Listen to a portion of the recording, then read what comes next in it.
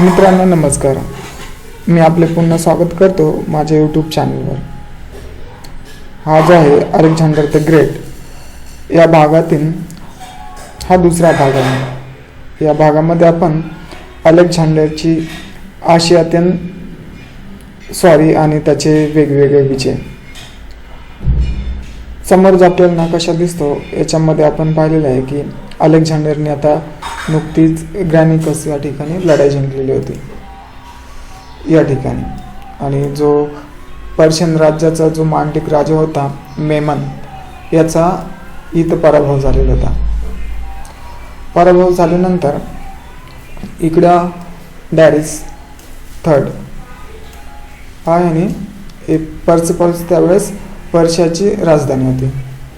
आणि ह्या डॅरिस थर्डने इथं राज्यकारभार घेतलेला. तो आता जे पर्शियन राज्य होतं हे पूर्ण याचा तो राजा झालेला होता. आणि पार्मेनियम आणि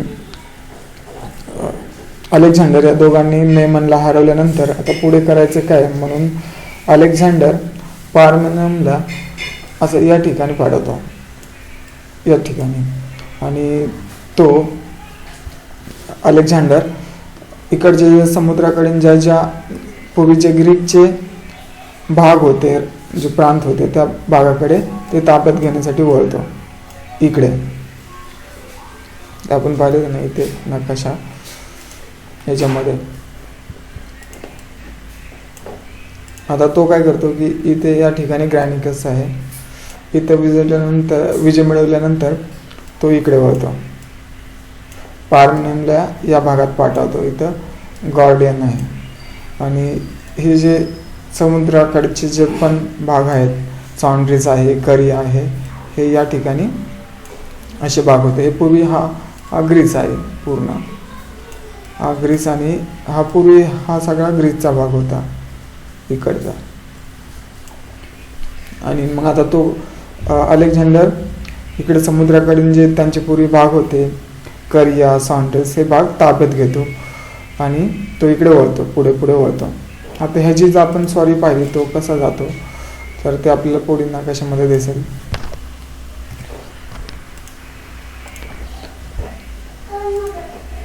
तर ह्याच्यामध्ये तो हे समुद्राकडचे भाग घेतल्यानंतर एसिसला येतो. नंतर टायर या ठिकाणी त्याची थोडी छोटीशी लढाई होते. नंतर हे गाझा ह्या गाझामधून इकडे मेम्फिसला येतो. मेम्फिस या ठिकाणी ते ही नाईल नदी आहे. इथं हा जो आहे तो इजिप्तचा भाग आहे. या ठिकाणी हा जो आहे अलेक्झांडर हे शहर तो वसवतो इथं. आणि इकडे तो ॲमॉन या ठिकाणी येऊन तो देवाचा पुत्र म्हणून स्वतःला घोषित करून घेतो. आणि परत इकडे येऊन मेम्फिसमध्ये येऊन परत एसिसला येतो. इथं अर्बेला येतो. इथं त्याची हा जो भाग आहे इथं गॉर्डियन या ठिकाणी त्याची छोटी लढाई होती. आणि तो नंतर परत असेरियाला येतो. नंतर बेबिलॉनला येतो. सुसाला येतो. नंतर सुसामध्ये त्याची डॅरिस थर्ड सोबत लढाई होती. या ठिकाणी त्याचा डॅरिस थर्डचा पराभव होतो. आणि तो नंतर पर्सेपॉलिस या ठिकाणी येऊन पर्शियाची जी राजधानी आहे ही ताब्यात घेतो. नंतर तो एकबटाना नंतर इकडे बॅक्ट्रिया या भागाकडे जातो. आणि इथला जो भाग आहे इथं या ठिकाणी कंदावर आहे. या ठिकाणी एक अलेक्झांडर नावाचं शहर वसवतो कारण त्याला पुढे भारतात यायचं असतं. या ठिकाणी म्हणून इथं त्याला युद्धतळ व्हावं म्हणून इथे एक अलेक्झांडर नावाचं शहर वसवतो. आणि तो बॅक्ट्रियाच्या दिशेने जातो. इथे आमू दर्या ही एक नदी आहे. ही नदी पार करून सोगडे या प्रांतात येऊन इथे जे काही मांडलिक राजे असतात पर्शियन राज्याचे बेसेस आणि ऑक्सियाट मांडलिक राजांसोबत लढाई करून परत तो उत्तरेकडून इंडस या म्हणजे सिंधू नदीची या ठिकाणी येतो. आणि सिंधू नदी पार करून ही जी चिनाब नदी आहे सिंधू आणि चिनाबच्या या भागामध्ये पूर्वीचं राज्य असतं. या ठिकाणी पेशावर आहे. इथं तक्षशिला होता. आणि या ठिकाणी तो आंबी राजा होता आणि त्याचं इथं राज्य होतं. अंबिलाचं राज्य ताब्यात घेऊन तो सिंधू नदी पार करून या ठिकाणी जो पूर्व राजा असतो त्याच्यासोबत युद्ध करतो आणि युद्ध करून झाल्यानंतर त्याचे सैनिक त्याला पुढे जाण्यास नकार देतात, म्हणून तो परत सिंधू नदीच्या या ठिकाणी म्हणजे या भागामध्ये येतो.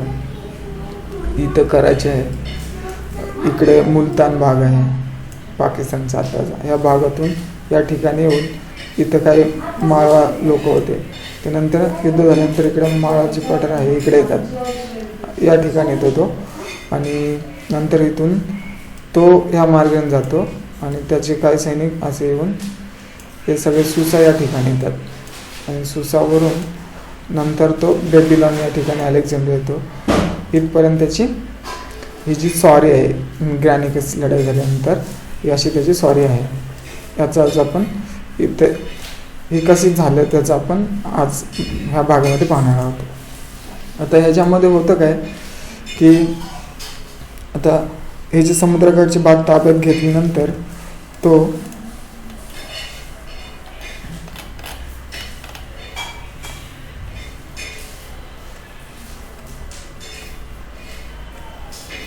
इथं आपण इथं भाग पाहिलेत आपण.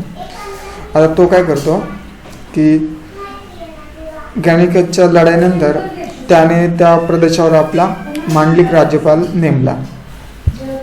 तो ताब्यात घेतला ग्रॅनिकसचा भाग म्हणजे हा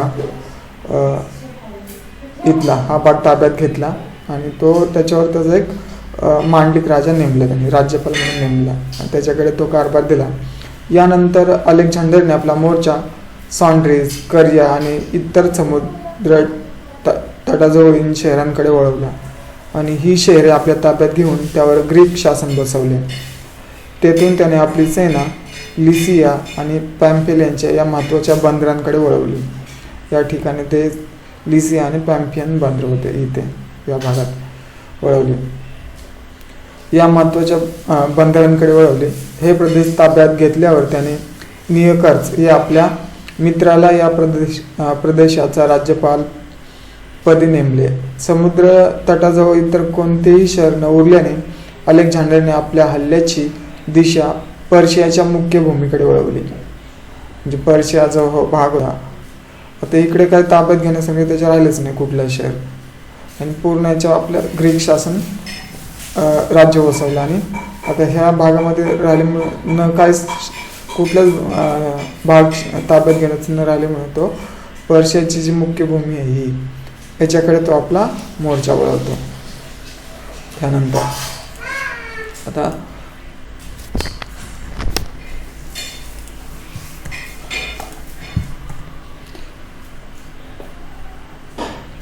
दर्या, आता त्याला राहिलो कोण, दर्यास तिसरा जो होता म्हणजे डॅरिस, ॲक्च्युअली त्याचं नाव डॅरिस थर्ड असं म्हणतात त्याला, तो आता पर्शियाचा राजा होता. आता अलेक्झांडरने असा विचार केला की जर दर्यास सोबत जर युद्ध करायचं असेल तर जे फर्जियाचे पठार होते हा उपयुक्त प्रदेश होता. घोडदळाच्या लढाईसाठी उत्तम अशी सपाट पिकाऊ जमीन आणि पाणी मॅसेडोनियाच्या सैन्याच्या गरजा भागवण्यासाठी पुरेसे होते. हे जे फर्जियाचे जे पठार आहे, जर डॅरिससोबत युद्धच करायचं लागलं तर फर्जियाचं पठार त्यांनी निवडलं, कारण त्या ठिकाणी सपाट जमीन होती आणि ग्रीक लोकांना सपाट जमिनीवर युद्ध करण्यास म्हणजे ते पटत होते किंवा एक्सपर्ट होते असं म्हणते. जे सपाट भाग असेल या ठिकाणी लढाई करण्यात ते यशस्वी होत होते नेहमी. म्हणून तो काय करतो की फर्जियाचे पठार आहे तो भाग लढाईसाठी निवडतो. त्या ठिकाणी फर्जियाचे पठार पिकाऊ जमीन होती, पाणी होतं, ह्या सगळ्या मॅसेडोनियन सैन्याच्या गरजा भागवण्यासाठी पुरेसे होते. अलेक्झांडरने आपले सैन्य 2 गटात विभागले. त्याचे काही 40,000 काही सैन्य होते त्याने त्याचे 2 भाग केले. अर्धे सैन्य त्याने पार्मेनियमच्या नेतृत्वाखाली पश्चिमेकडून सॉन्ड्रीजच्या दिशेने आत घुसले, तर अलेक्झांडरच्या नेतृत्वाखालील सैन्य पॅम्फिलियाकडून उत्तरेला वळवले. या दोन्ही सैन्यांनी वाटेत लागणाऱ्या लहान मोठ्या शहरांचा पाडाव केला आणि दोन्ही गट फर्जियाची राजधानी म्हणजे फर्जियाचे पठार जे होत होते, फर्जिया भाग प्रांत, याची राजधानी ती गॉर्डियन येथे एकमेकांना मिळाले. आख्यायिकेनुसार येथेच अलेक्झांडरने गॉर्डियन घाट सोडवली. म्हणजे हे शहराचं नाव होतं गॉर्डियन. इथे गॉर्डियन घाट सोडवली. ही घाट सोडवणारा आशियाचा सम्राट बनेल असे भाकीत वर्तवण्यात आले होते. अँटिगोनसला पर्शियाचा राज्यपाल नेमून अलेक्झांडरने आपले सैन्य अंकाराच्या मार्गावरून सिलिसीच्या द्वारापाशी आणले. अर्थात अलेक्झांडरच्या सैन्याने आतापर्यंत सपाट पठारावरून वाटचाल केली होती. सिलिसियाच्या खिंडीत आपल्यावर छुपे हल्ले होतील या भीतीने अलेक्झांडरने आपल्या सैन्याला केवळ रात्री पुढे सरकण्याची आज्ञा दिली. सिलिसियाची राजधानी टॉयर्स येथे पोहोचेपर्यंत अलेक्झांडरला फारसा प्रतिकार झाला नाही. टॉर्सर्स ताब्यात घेऊन अलेक्झांडरने इसवी सन पूर्व 333 सालातील ऑगस्ट ते ऑक्टोबर महिन्यात या शहरात आपल्या सैन्यांची छावणी ठेवली. आता हा प्रदेश आपण सिलिसिया, टॉर्सर्स हे भाग कुठे आहेत नकाशामध्ये ते पाहूया.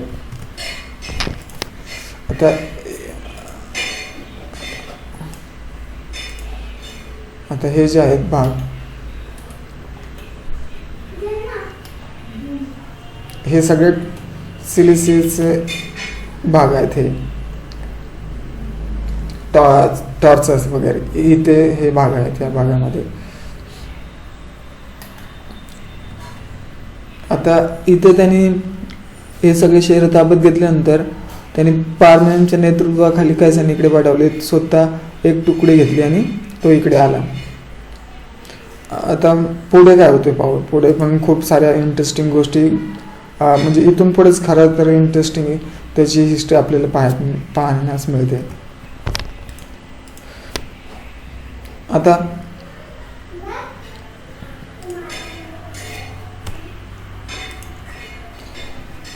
आयसिसची लढाई. अलेक्झांडर आणि दरियास या सैन्याची आयसिस शहर येथे पिनारस नदीच्या तीरावर गाठ पडली. आयसिस कुठे आहे बघा.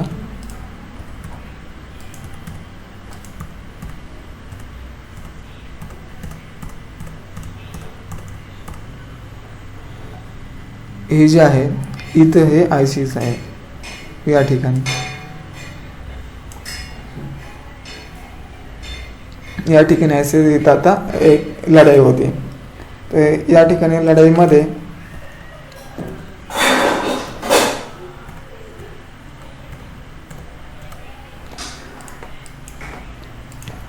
आता आयसिस शहर कुठे आपण ते पाहिले. येथे पिनारस नदीच्या तीरावर दरियास आणि अलेक्झांडर सैन्यांची गाठ पडते. या लढाईला आयसिसची लढाई, पहिली लढाई असे म्हटले जाते. अलेक्झांडरने पायदळ आणि घोडदळ मिळून सुमारे 45,000 होते. म्हणजे त्याच्याकडे पार्मेनियमकडे 10,000 सैन्य होते आणि ह्याचे 30,000. सगळे मिळून जवळजवळ त्यांच्याकडे, आणि त्यांनी काही मेमनचे सैनिक पण त्यांना मिळाले होते. मग ह्याच्यामध्ये जवळजवळ अलेक्झांडरकडे 45,000 सैन्य होते. तर दर्याचे पायदळ, घोडदळ आणि भाडोत्री ग्रीक सैन्य मिळून सुमारे 1,00,000 सैन्य होते. याच्यात दुप्पटच सैन्य, अलेक्झांडरच्या दुप्पट सैन्य डॅरियस थर्डकडे होते. ग्रीक सैन्याची एक बाजू पार्मेनियमच्या आधिपत्याखाली तर दुसरी बाजू अलेक्झांडरच्या आधिपत्याखाली लढली. डॅरियस रथातून तर अलेक्झांडर घोड्यावरून लढल्याचे सांगितले जाते. दोन्ही बाजूनी तुंबळ युद्ध लढले गेले. शेवटी दर्यासच्या रथाचा सारथी ठार झाला आणि दर्यासने युद्धभूमीवरून माघार घेतली आणि पळ काढला.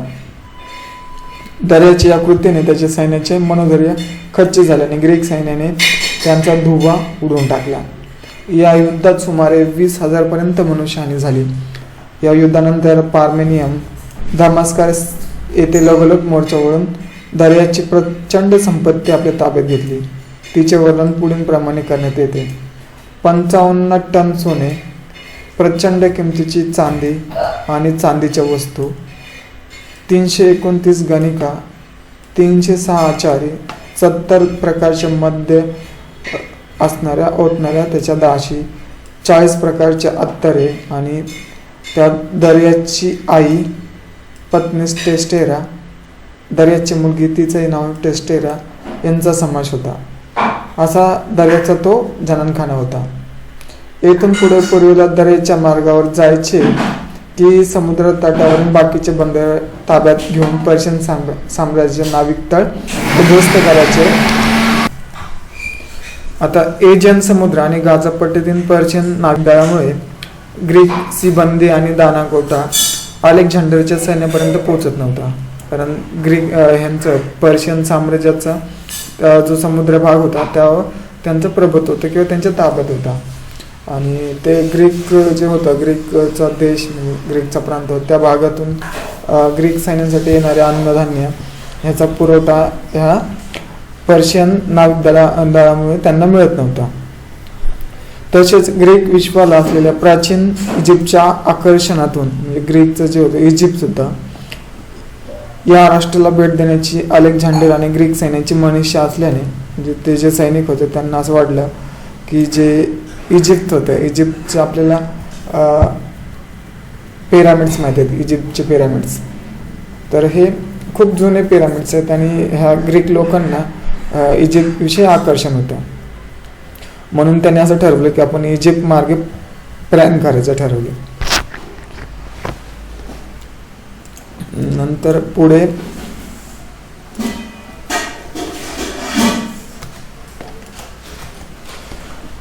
टायर आणि गाझाचा बेडा. तर गाझापट्टी माहिती आहे आपल्याला, ज्या ठिकाणी बेथलेहेम, जेरुसलेम आणि गाझापट्टी हे जो भाग आहे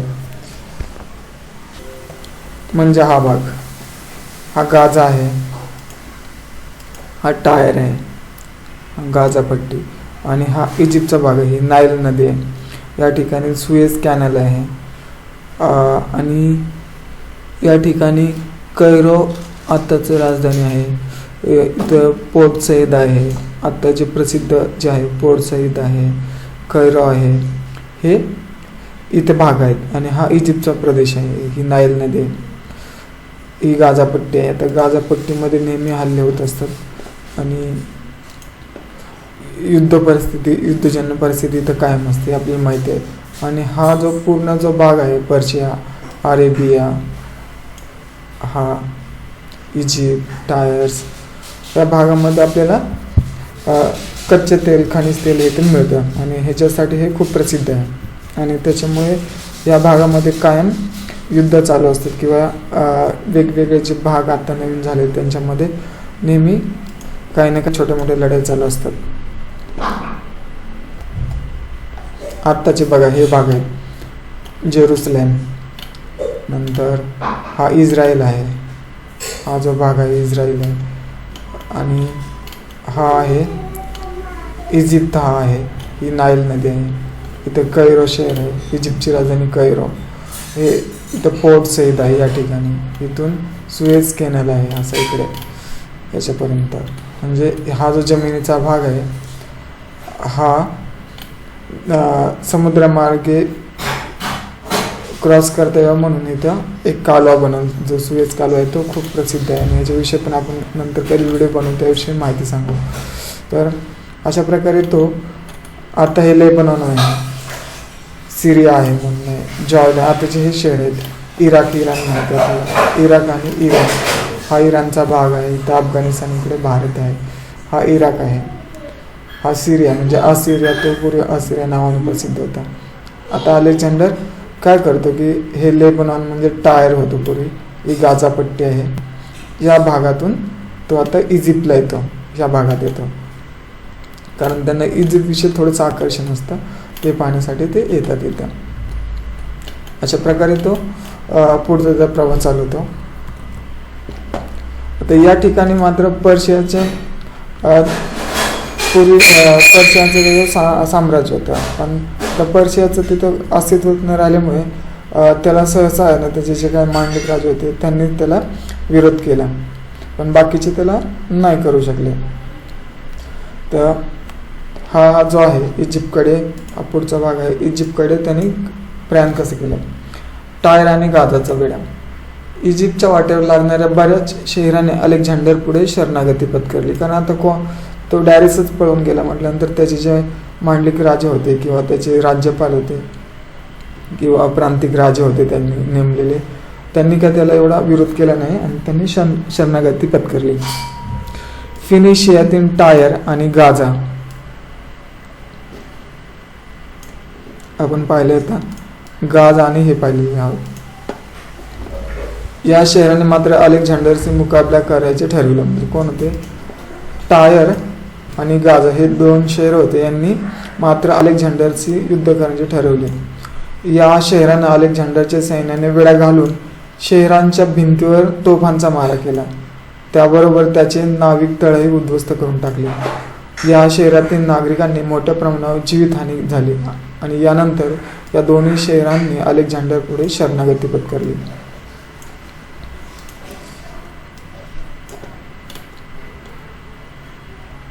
आता पुढे खातं. इजिप्त त्यावेळेस पर्शियाच्या साम्राज्याच्या आधिपत्याखाली होता.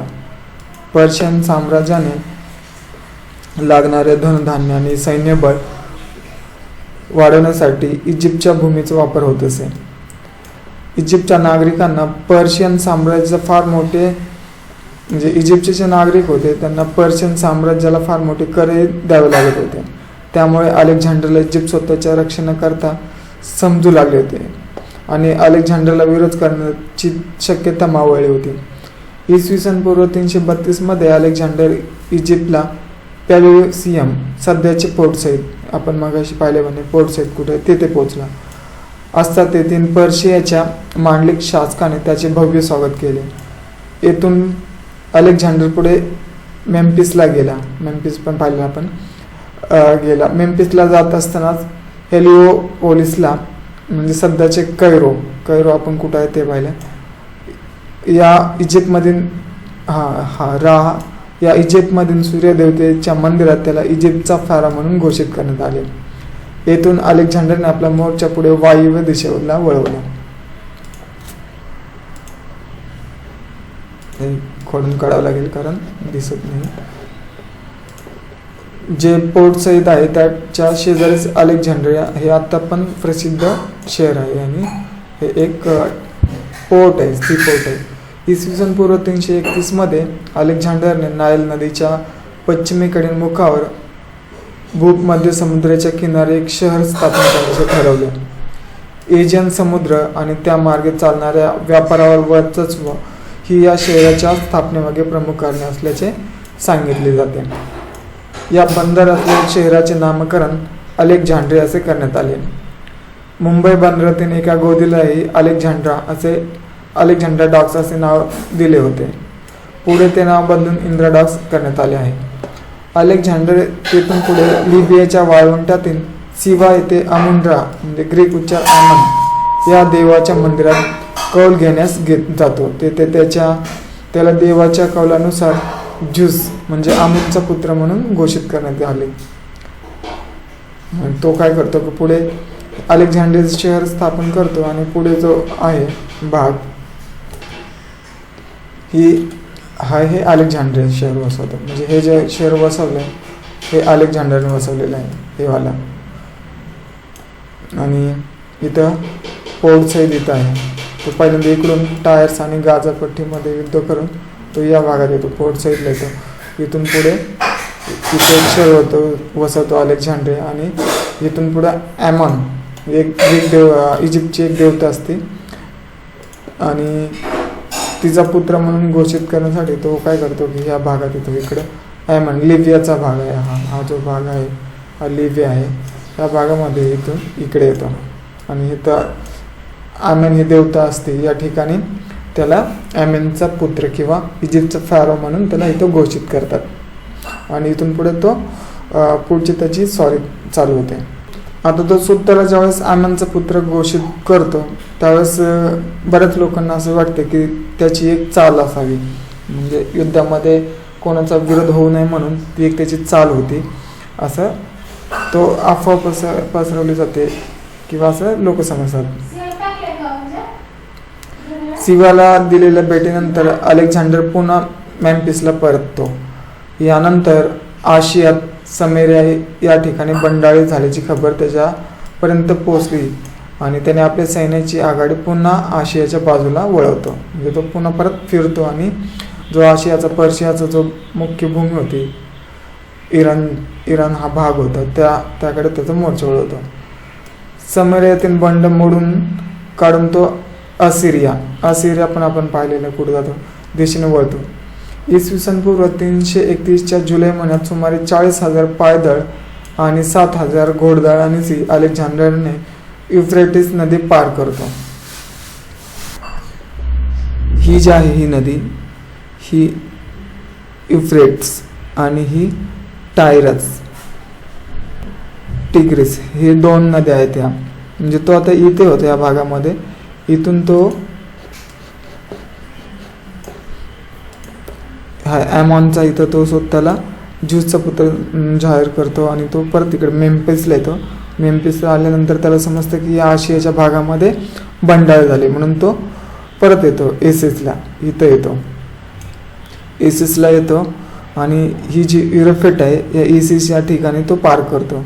इकडे पुढे टिग्रिस आहे ही नदी आहे आणि ह्या दोन्ही नद्या आशियान्स म्हणजे अरेबियन सी आपण आपल्याला माहिती आहे अरबी समुद्र किंवा अरेबियन सी किंवा पर्शियन गल्फ असं म्हणतात. ह्या भागात ह्या दोन्ही नद्या येऊन मिळतात. तो आता या ठिकाणी येतो. आता याच वेळेस काय होतं की ज्यावेळेस तो युफ्रेट नदी पार करतो त्या सुमारास त्याचे जे म्हणजे डिटेक्टिव्ह खाते किंवा हेर खाते असते त्याला एक माहिती सांगतात की त्याने डॅरिस थर्ड यांनी काय केले असिरिया हा जो भाग आहे याच्या पठारावर खूप मोठ्या प्रमाणात सैन्य गोळा केल्याची बातमी त्याला सांगतात. आता सप्टेंबर महिन्यात टिग्रिस नदी पार करून म्हणजे ती पुढची जी नदी आहे तो पार करतो आणि सैन्य जो डॅरिसचा शोध घेण्यासाठी निघले जाते. आता तो त्याने सैन्य कुठं गोळा असिरियाचे जे पठार आहे म्हणजे आताचा सिरिया म्हणून देश आहे त्याचं पठार त्या पठारावर तो त्याच्या शोधार्थ निघतो डॅरिसच्या.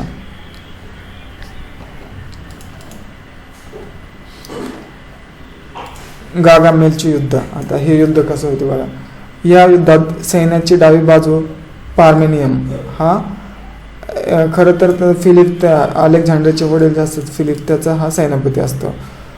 मग हा डावी बाजू सांभाळतो तर उजवी बाजू जी असते अलेक्झांडर सांभाळतो. विरुद्ध दिशेने डॅरिस आपल्या रथातून लढाई करत असतो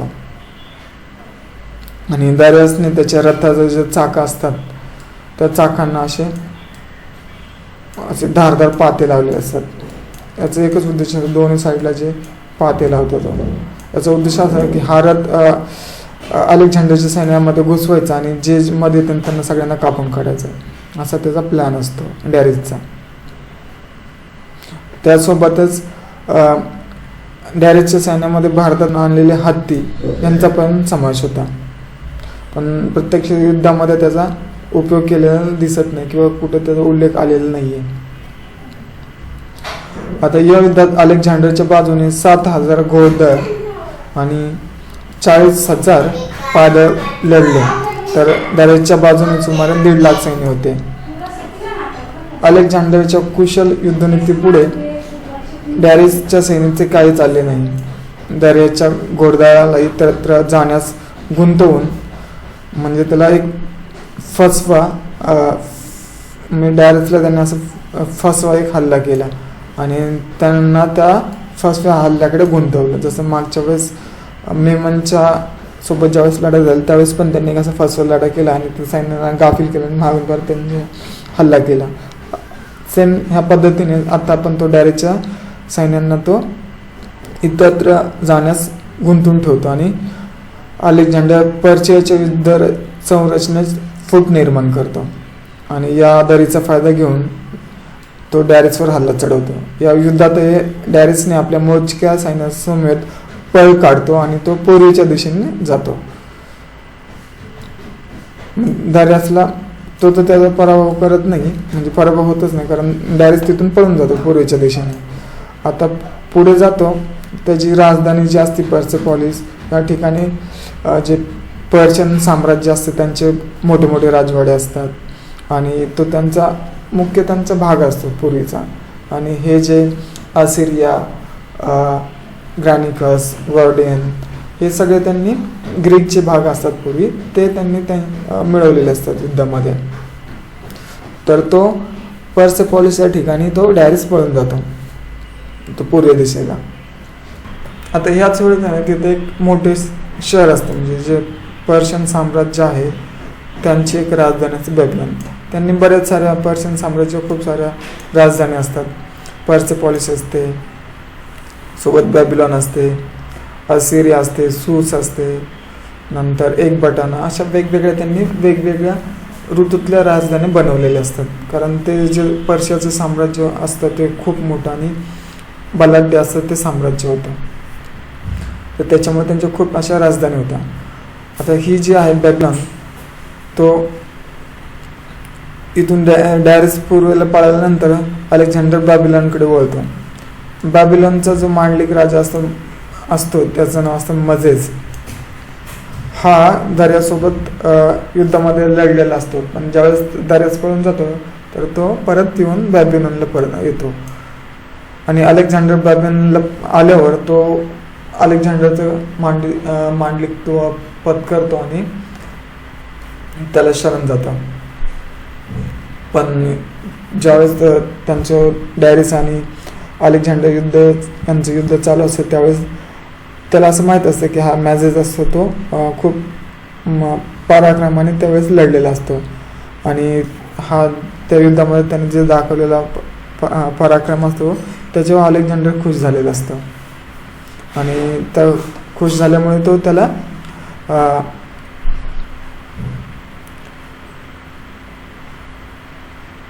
खुश होतो आणि तिथे नागरिकांना तो अभय देतो आणि त्यांची घरं न जाळण्याचा तो निर्णय घेतो अलेक्झांडर. तसेच मजेसला तो त्या प्रदेशाचा शासक किंवा सत्रप म्हणतात, त्याला गव्हर्नर पण म्हणतात, किंवा क्षत्रिय राजा म्हणजे प्रादेशिक राजा, म्हणजे जो बॅबिलॉन हा एक प्रदेश असतो त्या प्रांताचा त्याला राजा म्हणून घोषित करतो. नंतर मात्र अलेक्झांडर काय करतो की त्या काळामध्ये सुसा हे पर्शियाचं एक खूप मोठी राजधानी असते, त्या शहराकडे त्याचा आपला मोर्चा वळवतो. या सुसा शहराला तो लुटतो, पूर्णतः ते सोने चांदी नाणे राजवाडे असतात तो सगळे लुटून टाकतो आणि या शहरावर आपले तो राज्य बसवतो. आता मात्र तो पुढे जी पर्शियाची राजधानी असते पार्सा किंवा तिला पार्सापोलिस किंवा पर्सेपोलिस, इकडे त्याचा तो मोर्चा वळवतो. ज्यावेळेस पर्शियाच्या जे पर्सेपोलिस आहे त्यातून लोकांना कळतं की अलेक्झांडर आता त्या भागाकडे त्याच्या सैन्यासह निघालेलं आहे.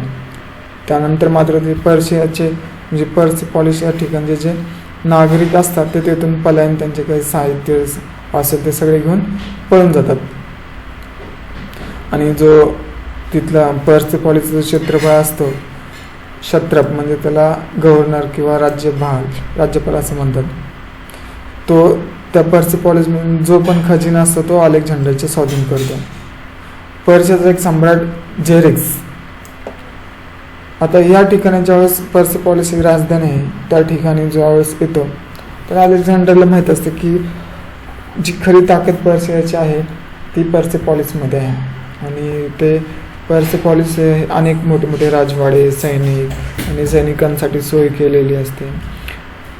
जे काय असतं ते पर्सेपोलिसच्या ठिकाणीच असतं.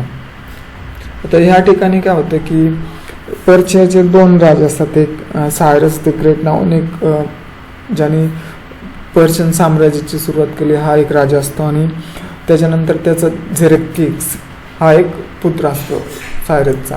तर हा झेरेक्सिस काय करतो की ही ग्रीकची जी एक भाग असतो प्रांत अथेन्स या ठिकाणी ॲक्रोपोलिस नावाचा एक राजवाडा असतो आणि तो झेरेक्स हा राजवाडा अतिशय क्रूर पद्धतीने जाळून तिथून लोकांना ठार करतो किंवा तिथून जे अथेन्सचे जे लोक असतात त्यांच्या अगदी कत्तल केलेलं असतं त्यांना झेरेक्सने. याचा बदला म्हणून तो काय करतो की ज्यावेळेस अलेक्झांडर पर्सेपोलिस शहर ताब्यात घेतो त्यावेळेस तिथून लोकांच्या तो अक्षरशः कत्ल करतो आणि जे पळून गेलेले असतात तेच तिथं वाचतात.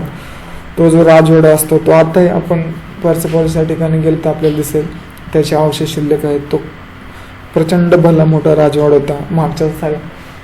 मागच्या भागाला डोंगर होता आणि त्या डोंगरामध्ये तो राजवाडा कोरलेला होता. प्रचंड मोठा असा तो राजवाडा आपल्याला पर्सेपोलिस या ठिकाणी पाहायला मिळतो आणि तो राजवाडा अलेक्झांडर जाळून टाकतो. आणि या ठिकाणी नंतर मात्र अलेक्झांडर स्वतःला आशियाचा सम्राट म्हणून घोषित करतो. यानंतर मॅसेडोनियाचे जे सैन्य असतं ते डॅरिसच्या शोधार्थ निघतात. प्रथम ते वायव्य दिशेला, परंतु दरस तिथून आपलं तळ वायव्य दिशेला जातात. म्हणजे समजा इथे पर्सेपोलिस असेल तर इकडे एक बटाणा वगैरे प्रदेश असतो, या ठिकाणी हा वायव्य भाग असतो. या भागाकडे आता तो अलेक्झांडर वळतो आणि ते, परंतु काय होतं की डायरेक्ट तिथून आपला तळ हलवतो आणि तो पूर्वेच्या दिशेने निघून जातो. डायरेक्ट बॅक्ट्रियाच्या दिशेने, म्हणजे आपण बॅक्ट्रिया अफगाणिस्तानचा जो उत्तर भाग आहे, या भागाच्या वरचा जो भाग आहे तो बॅक्ट्रिया आहे, त्या राज्याची मदत मिळवण्यासाठी गेल्याचे मॅसेडोनियाच्या सैन्याला कळते. म्हणजे तो काय करतो की हा डॅरिस आहे ना, तो बॅक्ट्रिया जे राज्य असतं त्या राज्याच्या राजाकडे मदत मिळवा म्हणून पळतो आणि जातो त्याच्याकडे. हे ज्यावेळेस मॅसेडोनियाच्या सैन्याला कळते ते मग ते काय मॅसेडोनियाचे सैन्य काय करतात की त्याला पूर्वेच्या दिशेने वळतात, म्हणजे बॅक्ट्रियाच्या दिशेने वळतात. मात्र ते मॅसेडोनियन सैन्य दऱ्यातला गाठण्यापूर्वीच बॅक्ट्रियाचा एक, म्हणजे बॅक्ट्रिया हा जे राज्य असतं ह्या राज्याचा एक क्षेत्रप असतो, त्याचं नाव असतं बेसेस.